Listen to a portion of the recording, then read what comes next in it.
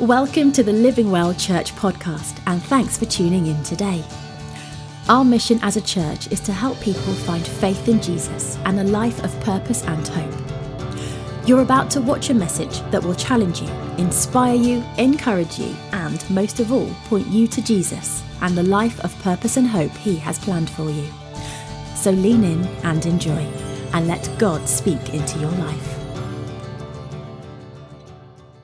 It's great to be with you, and as Dave has said, we're continuing our series this morning on InsideOut, looking at the Beatitudes, and today we're looking at Matthew 5, verse 5, "Blessed are the meek, for they will inherit the earth." And rather rudely, when it emerged that I was chosen to speak on meekness and humility, a lot of my family and close friends found that quite amusing. It seems that somehow I've developed a reputation for at times being anything other than meek and humble, which I think is grossly offensive, to be honest.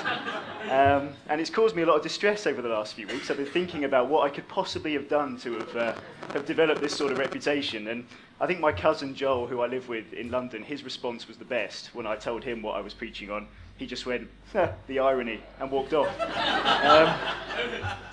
So yeah, I've been thinking about it a lot. I've been assessing my character a lot over the last few weeks, and the only conclusion I can come to is that this is all down to jealousy. It must be the only solution.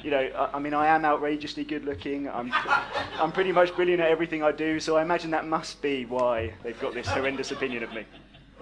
Anyway, meekness and humility. Here we go. As the guys have mentioned in the last couple of weeks, we get to the Sermon on the Mount after Jesus has called his first disciples. And essentially what he is giving them here is an overview of both the wonderful benefits but also the demands of their newfound situation as followers of Christ. And that's what it is for us as well. It's a great overview of the wonderful benefits and privileges of being a follower of Christ. But it's a reminder once again that at times we also have to join Christ in his suffering as well. I'm sure you'll have noticed the pattern by now if you've been here for the last couple of weeks, that at the beginning of each beatitude we get this phrase, "Blessed are." And both Beth and Dave have touched on the fact that actually blessed in this situation is not really adequately translated by our perception of the word blessed. And actually the original Greek word here is makarios, and in truth neither blessed or the words happy that we use today really adequately translate what that word actually means. When you get to the root of what it means, you get an idea of congratulation and recommendation, basically. So, i.e., the qualities that are outlined in the Beatitudes are things that should both be envied and emulated by us as followers of Christ. But at face value, some of them don't sound all that appealing, do they? And Dave touched on this last week. He thought he had the privilege of speaking on the most depressing thing Jesus had ever said. And we've looked so far at being poor in spirit. We've looked at the idea of being in a state of mourning. Both not exactly the cheeriest subjects in the Bible at face value, but actually there are two things that I really love about the Beatitudes. And the first is that they're incredibly relatable for us. They talk about situations and emotions and experiences that every single one of us will go through when we move through our lives on this earth. So they're incredibly relatable, and it should be pretty easy for us to pick things out of these that we should be sort of addressing in our lives and changing in our lives to be more like Christ. But also what I love is that after each beatitude we get a wonderful explanation for why it isn't in fact all doom and gloom. So let's turn our attention to Matthew 5, verse 5. "Blessed are the meek, for they will inherit the earth." So based on what we've just heard about the word makarios, meekness, along with all the other things that we hear about in the Beatitudes, is something that we should be striving to emulate in our lives. It's actually a very enviable characteristic to be meek. But I don't think that it's always represented like one. I think that actually this word meekness is quite often misunderstood and misconceived in today's culture. If I was to describe one of you as meek today in everyday conversation, you would probably think that I was trying to find a politically correct way to call you a wimp, I think. And I actually looked at a thesaurus, I looked at some of the words that are very closely associated with meekness in today's language, and they were words like soft, quiet, pliant, meaning easily influenced, tame, plain, timid, passive, spineless. And in one, I even saw the word zero, which suggests that there's a degree of nothingness about somebody that demonstrates meekness. And I think the word probably most commonly associated with meek is weak, in truth. But actually, these are all gross misrepresentations of what it actually means to be meek. Jesus describes himself as meek in Matthew 11, verse 29. He says, "Take my yoke upon you and learn of me, for I am meek and lowly in heart, and ye shall find rest unto your souls." So Jesus actually refers to himself as meek, which should pretty immediately dispel the negative persona around the word. I doubt there'd be many people here today that would try and claim that Jesus was soft or weak or easily influenced in any way. He was actually the complete opposite. He was incredibly strong-willed, incredibly driven. He wasn't swayed by the social norms. He wasn't swayed by what society expected of him. We read in the New Testament how he ate with prostitutes, he ate with tax collectors, he socialized with the lowest of the low in society. He saved an adulterous woman from a stoning that she rightfully deserved according to the law at the time. He was also physically and mentally very strong in everything that he did. We read in Matthew 4 of how Jesus was tempted by Satan in the wilderness after 40 days of praying and fasting.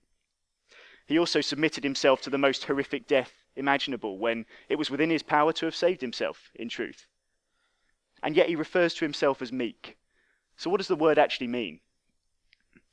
Well, I'm going to look at something different, I think, this morning in terms of the definition of meek, maybe to what you've heard before. From what I can see, the word meek appears in the King James Version a lot of times. And in some of the other texts it appears a lot of times. In the NIV it only appears 4 times from what I can see, because they tend to use the words gentle and humble in that same place in the NIV text. And especially in the King James Version, you look at a lot of the examples of where meek is used, and you get a load of examples where it's kind of being told to us that meekness is something we should be striving for. And it's expressing the importance of us demonstrating meekness as a characteristic. So Psalm 25 verse 9, we read there that God will guide the meek in judgment, and he will teach the meek his ways. In Paul's first letter to Timothy in chapter 6, he advises Timothy to actually follow after meekness, to pursue meekness.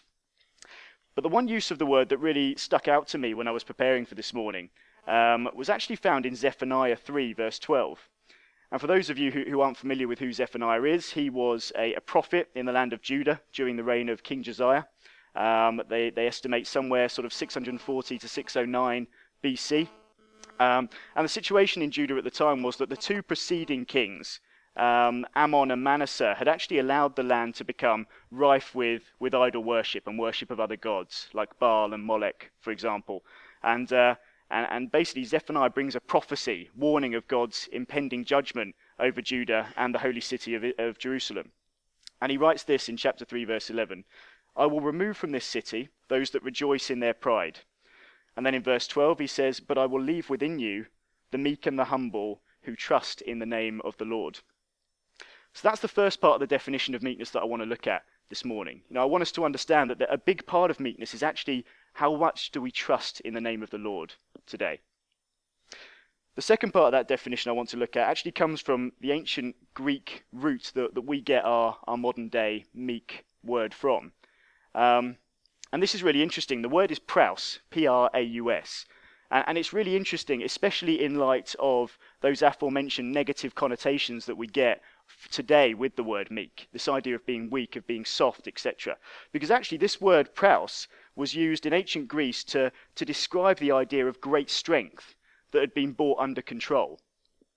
So they used it to describe a wild horse that had been tamed to the bridle, a wild horse that had been tamed and brought under its master's control. So if we add these 2 parts of the definition together, I think we get quite an interesting and maybe quite a different image of meekness than we might have heard before. I think to be truly meek is to show great strength, but strength that is under control because we trust in the name of the Lord. A horse is an incredibly powerful animal. And in ancient Greece, the horse was actually a symbol and an image of great strength and great power. Not just because of the genetic makeup or the usefulness in battle, but actually there was a kind of prestige thing around a horse. Only the most powerful and richest members of society could actually afford to even own a horse. So the whole image of a horse was one of power and of status and of strength. But untamed, a horse is no good to its master at all. An untamed horse that can't be controlled is absolutely no good for anything that a master might want to use it for. But once the horse becomes tamed, once it's broken to the bridle, once it's brought under its master's control, and its master can direct it and instruct it, it suddenly becomes a very, very useful asset indeed, that can be used for a number of the reasons that it was created for. And it's the same with us. If our character is wild and out of control, if we aren't disciplined or humble enough to actually be directed by God and to be instructed by him, then how can he use us to influence the world around us? If we don't recognize where we sit with regards to God, if we don't recognize under whose authority we come, then God cannot use us. I want to read a small passage from Genesis 3, a very well-known section regarding Adam and Eve, verses 1 to 7. Now the serpent was more crafty than any of the wild animals the Lord God had made. He said to the woman, "Did God really say, 'You must not eat from any tree in the garden'?" The woman said to the serpent, "We may eat from the trees in the garden, but God did say, 'You must not eat fruit from the tree that is in the middle of the garden, and you must not touch it, or you will die.'" "You will certainly not die," the serpent said to the woman, "for God knows that when you eat it, your eyes will be opened, and you will be like God, knowing good and evil." When the woman saw the fruit of the tree was good for food and pleasing to the eye and also desirable for gaining wisdom, she took some and ate it. She also gave some to her husband, who was with her, and he ate it. Then the eyes of both of them were opened, and they realized they were naked, so they sewed fig leaves together and made coverings for themselves. So what has happened here in a moment that would change Adam and Eve's life forever for the worse is that they have lost sight of where they sit with regards to God. In this moment, they have blurred the lines as to whose authority they come under in their life.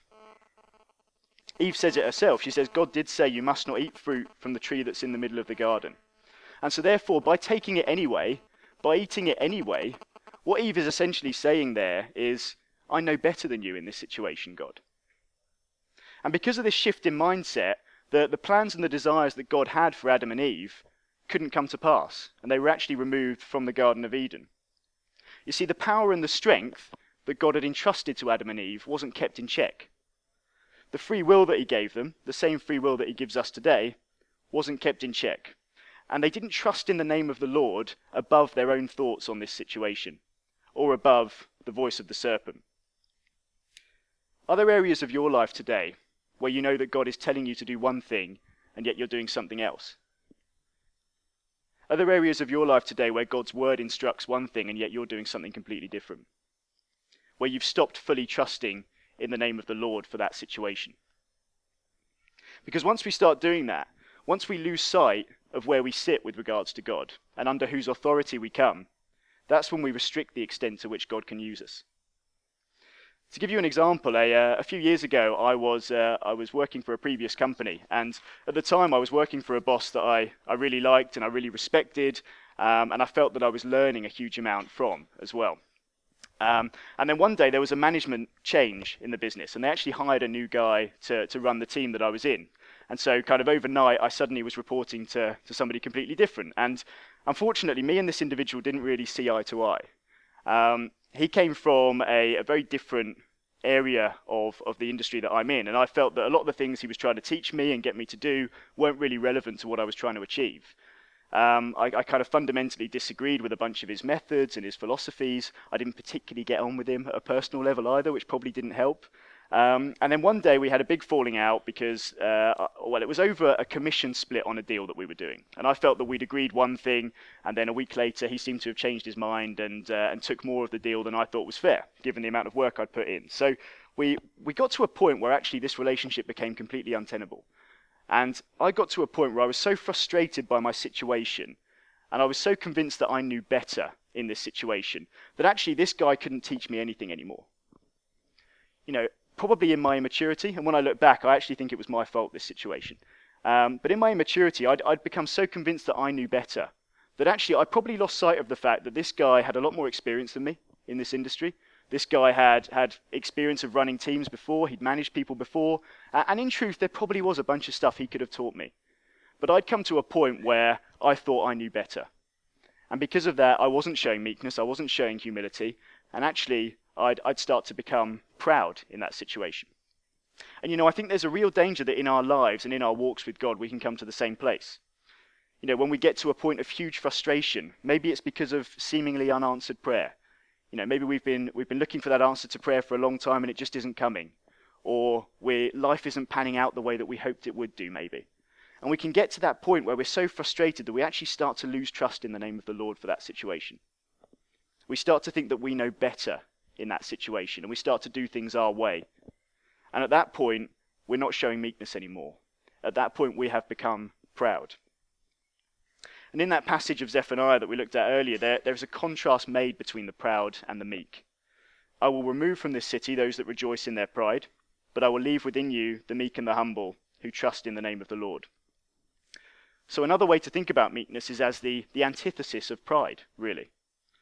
And my favourite definition for pride is to have a disproportionately high opinion of oneself or one's achievements. And I think that word disproportionate is a great word for what we're looking at today. And it's what we've looked at so far this morning, this idea of do our thoughts, are our opinions of ourselves and our thoughts disproportionate to our opinion of God's thoughts? God has entrusted us with a lot of power and a lot of strength. He hasn't built us as robots. He's built us as individuals that can think for ourselves, can choose our own actions, can choose our own thoughts to a degree. And are those decisions, are those thoughts, are those actions submissive to God's will? Are they under control in relation to God's will? But also it's really important that our opinion of ourselves isn't disproportionate to our opinions of each other as well. I wonder how highly we rank ourselves today. I wonder how highly we rate ourselves versus the people sat to our left and to our right, or to the people outside of these four walls. How do we compare to them in our minds, I wonder? If ever there was a man in all of history who had the right to have a disproportionately high opinion of himself, it was Jesus Christ. Have you ever heard the phrase, he thinks he's God's gift, that guy? You ever heard that? Apparently my family have been saying it about me behind my back all these years. Well, Jesus actually was God's gift. He literally was. When he was on the earth, he was fully man, but he was also fully God. We can't even comprehend it, how powerful, how amazing, how superior he was on this earth to every single person that he came into contact with. This was a guy that lived out the miraculous as part of his everyday life. He told the blind to see. He told the deaf to hear. He told the lame to walk. He told the dead to rise, and he saw it all happen. He was literally sent here by God the Father to save the world. That's the essence of it. And I think of some of the modern day celebrities today. I think of some of their entourages and their private jets and their egos. Kanye West once said, "Come on now, how could you be me and want to be anybody else?" Cristiano Ronaldo once claimed that God had actually sent him to earth to teach people how to play football. Mike Tyson once said, "I'd fight any man, I'd fight any animal, I'd fight Jesus if he was still here." Some of the egos we see are just incredible, how highly these guys rate themselves. But despite the fact it wouldn't even be right to mention Jesus in the same sentence as those guys, so superior is he. You wouldn't have actually known it from the way that he treated people like you and me. In Matthew 4, verse 23, we read, Jesus went throughout Galilee, teaching in their synagogues, preaching the good news of the kingdom, and healing every disease and sickness among them.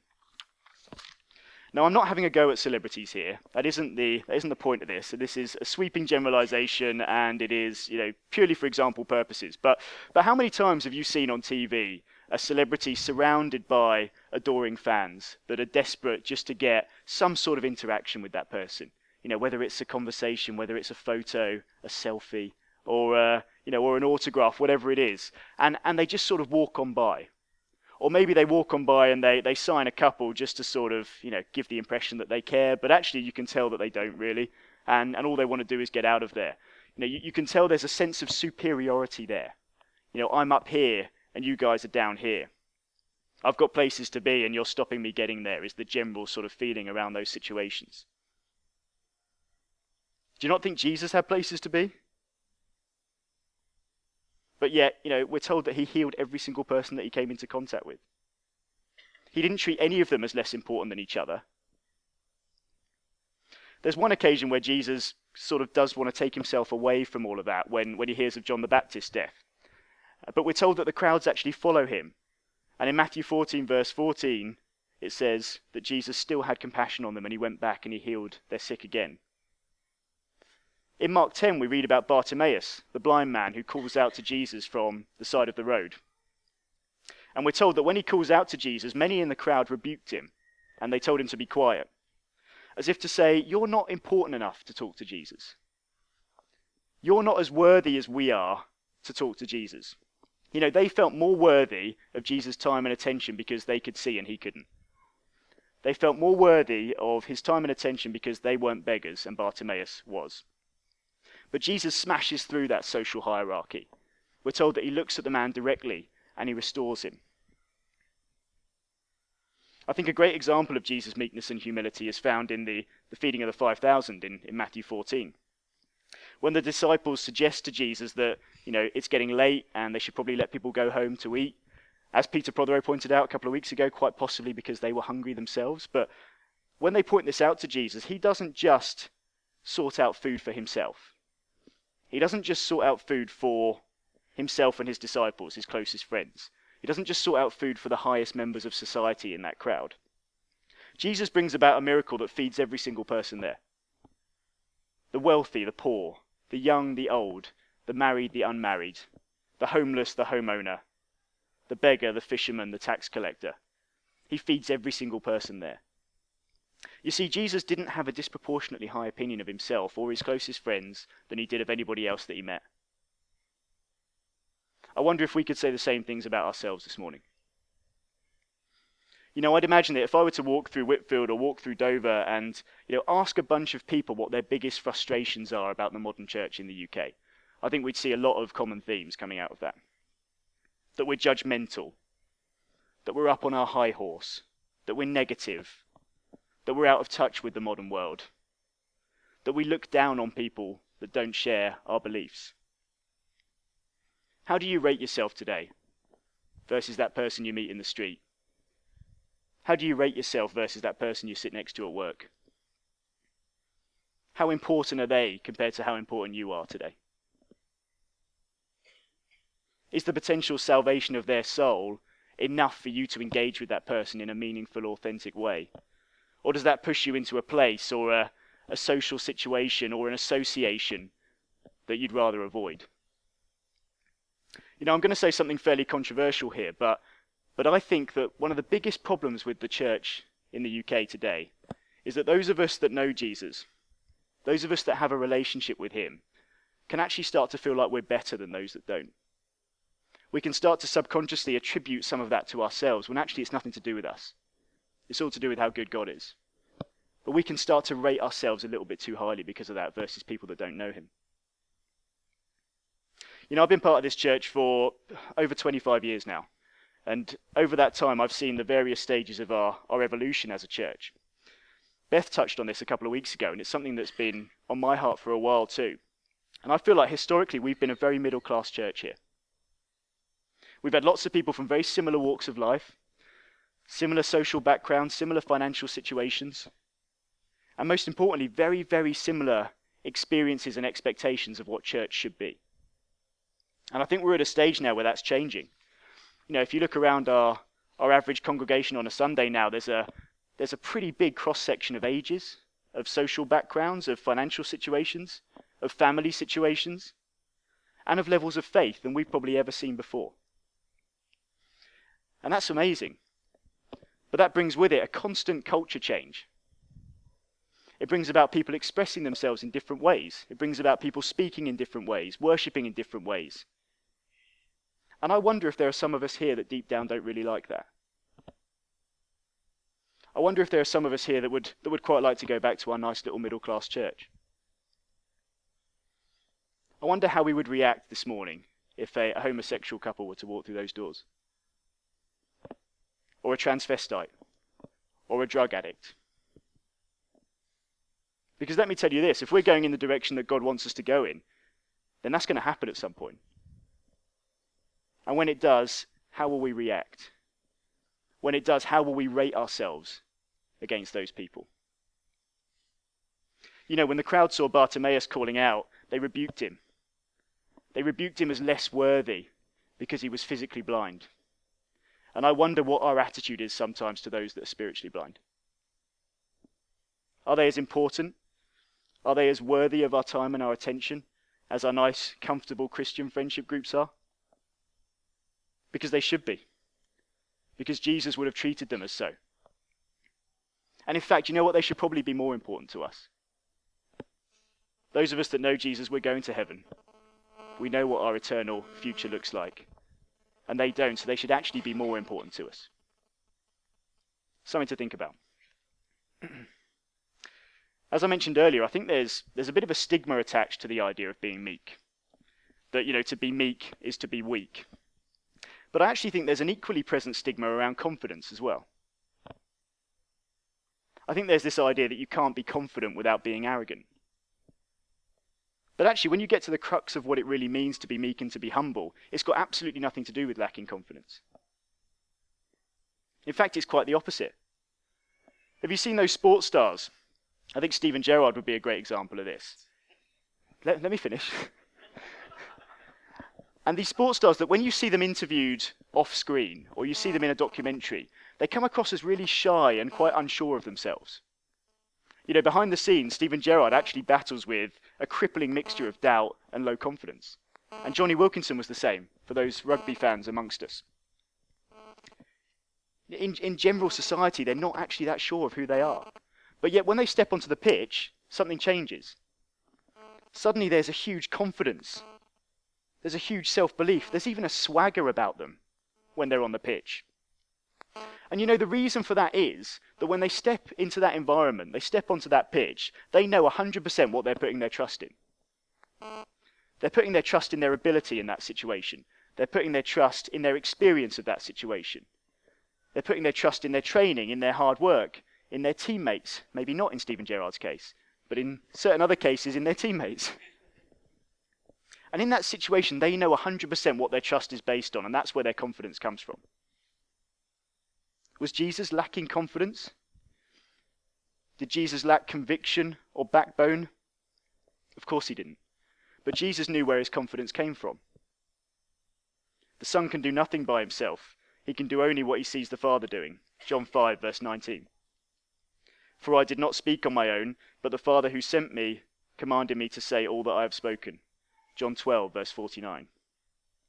His confidence came from the Father. And so should ours. Our confidence should be based on who God is. And you know what? We should be able to walk through this life boldly and confidently. Maybe even with a degree of swagger. But knowing 100% where our strength comes from. And having our strength in ourselves kept in check. We can walk boldly and confidently, not because of who we are, but because of who he is.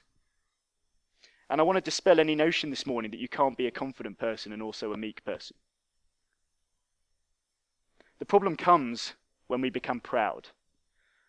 The problem comes when we start to build up a disproportionate opinion of ourselves versus the people that we come into contact with.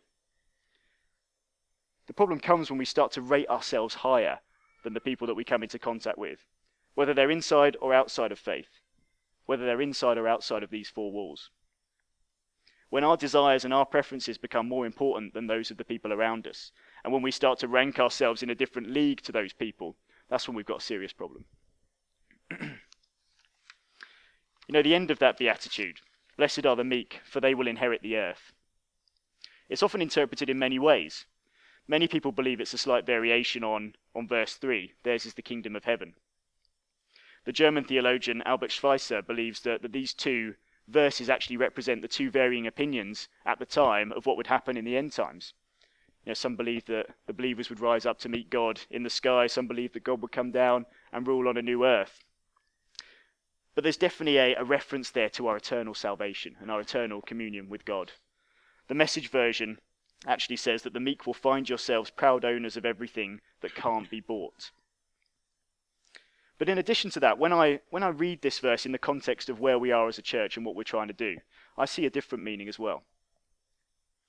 Jesus is no doubt referencing the Psalms here.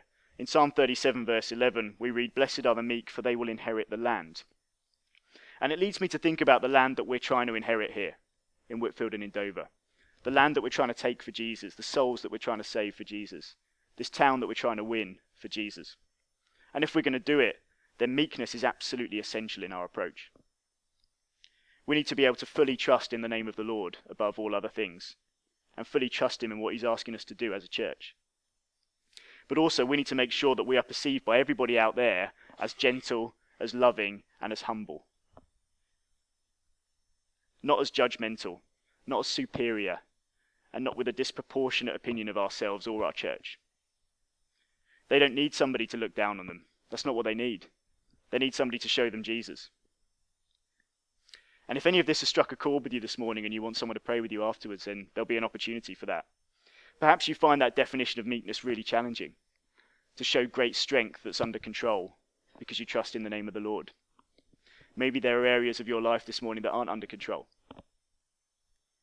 Maybe because of frustrations or seemingly unanswered prayer, you feel that there are situations where you've just stopped trusting in the name of the Lord, and you've started relying on yourself for the answers to those problems. Or maybe you're sat here and you don't even know Jesus this morning. Maybe you have no relationship with him, and you don't know where your trust or your confidence should be based and should be built upon. Then we'd love to speak to you and pray with you about that as well. Maybe that you feel like you've been at the receiving end of a lack of meekness and humility in the church in the past, and that's really hurt you. Either way, we'd love to pray with you afterwards. But if not, then I think there's a challenge here for every single one of us today. What are we truly putting our trust in? What are we truly basing our confidence on today? And how highly do we rate ourselves versus the people sat to our left and to our right?